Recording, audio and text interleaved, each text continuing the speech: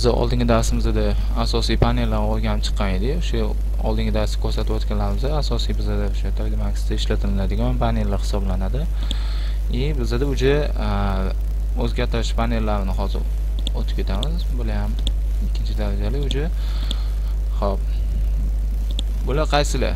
Mana shu tepadagi extrude, bevel, profile, slice, large modify, connect, edit, poly, spline va hokazolar.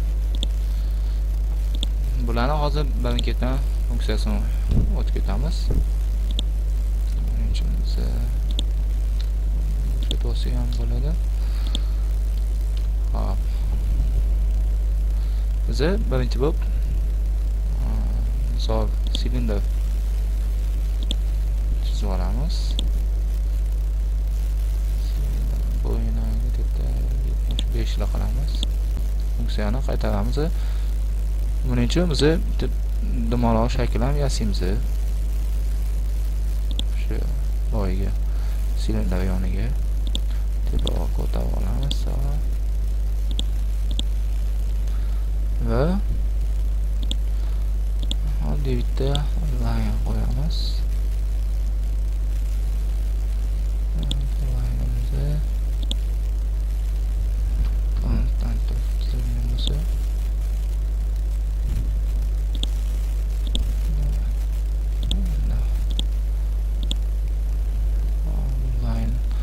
Bizda line ichida mana o'zi bu grid bo'limi bo'lsa, bu yerda shakllarni qo'yish, chizmalar, ya'ni mana shu line o'xshagan to'g'richa dumaloq, illuz, kengasa svet qo'yish, kamera va hokazolar bo'lib o'sha effektlarga qo'yiladigan.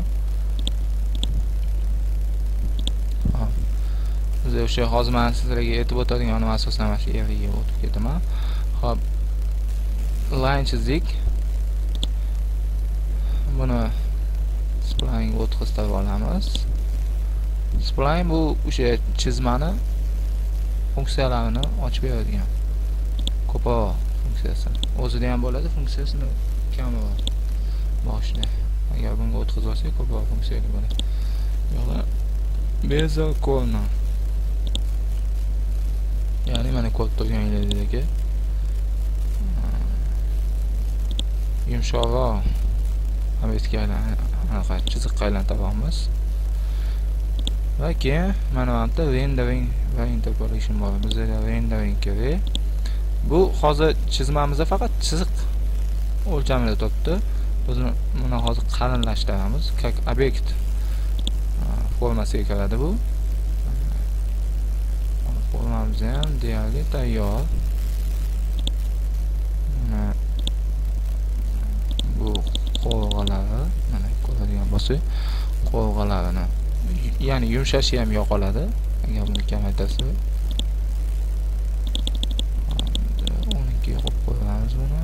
Thickness bu qalinligini kamroq qilamiz va shamzani yana tepaga ko'tarar ekanmiz.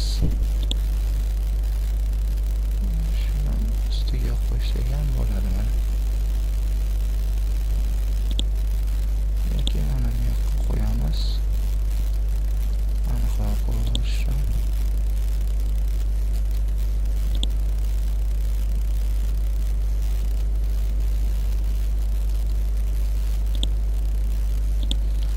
Bo'ladi. Buni bir-biriga bog'lab qo'yishimiz kerak. Ya'ni ikkita obyekt hozir mana bu bizani anaqamiz, sharu turadigan o'rtada chizig'imiz va sharu. Biz bularni birlashtirish uchun chiziq kirib, chiziq emas. Chiziq yoki sharu editable polyga konvertizatsiya qilib olamiz. Mana ingliz tilida yozib qo'ygan convert to editable poly. O'tkazganimizda bu xuddi mana chiziqda qancha ko'p funksiyani ochib beradigan bo'lsa, bu 3D modellarimizda yoki o'sha maydonlarimizni o'sha hamma narsani desa ham bo'ladi. Bu o'sha mana bularda ham misol yuzalar qiladi turibdi, hamma qo'rg'alarni o'zgartirish bilan foydalansa bo'ladigan funksiya. Ko'p funksiyali nuqta yoki chizma bo'yicha yuzi o'sha shaklda. Biz hozir bu yerda ularni yana kengroq o'rganib ketamiz. Hozir evga yana qaytamiz. Bunda bunga o'tkazganimiz maqsad ikkalasini birlashtira olish. Attach komandasini bosamiz. Ikkinchi chizig'imga bosamiz.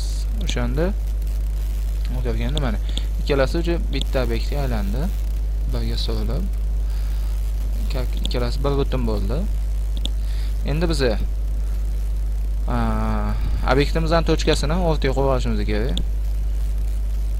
Ya'ni mana bizda kavit bo'limi birinchisi, ikkinchisi bu nastroykasi desa ham bo'ladi. Obyektimizdan qaysi obyektni bossak, mana o'sha nastroykasini ochib beradi. Undan keyingisi bo'lsa, bu uje obyektlarni boyiga aytib o'tganimizdek tochkalarini o'zgartiramiz. Effect pivot only bossa uje biza obyektni so'rish imkoniyati bo'ladi. Tochkasini. Va mana bu ko'rinib turgan qalin yashil va qalin qizil strelkamizda bu uje obyekt tochkasi hisoblanadi. Biz buni endi biz tochkani qo'yib bo'ldik. Mana tochkani qo'yib bo'ldik. Keyin tochkani o'zgartirishni o'chirib qo'yamiz va R'ga bosamiz.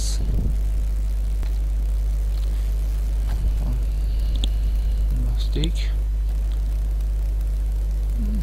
Bu yerda bizga aylana bo'ylab illyustratorga o'xshash va ko'rinishga keltirib olamiz. Bilmayman. Shuning uchun bizda move emas, rotate ishlatamiz va Z bo'yicha 360 gradus beramiz. Bu yerda ham 8 6 bera qolamiz va preview bosganimizda biz oldindan tekshirib ko'rishimiz mumkin bo'ladi. Mana. Okey bosib qo'yamiz. Boyiga o'sha shamimizni aylana bo'ylab oltita bir xil tochka atrofida qilib o'zi ko'paytirib joylashtirib beradi.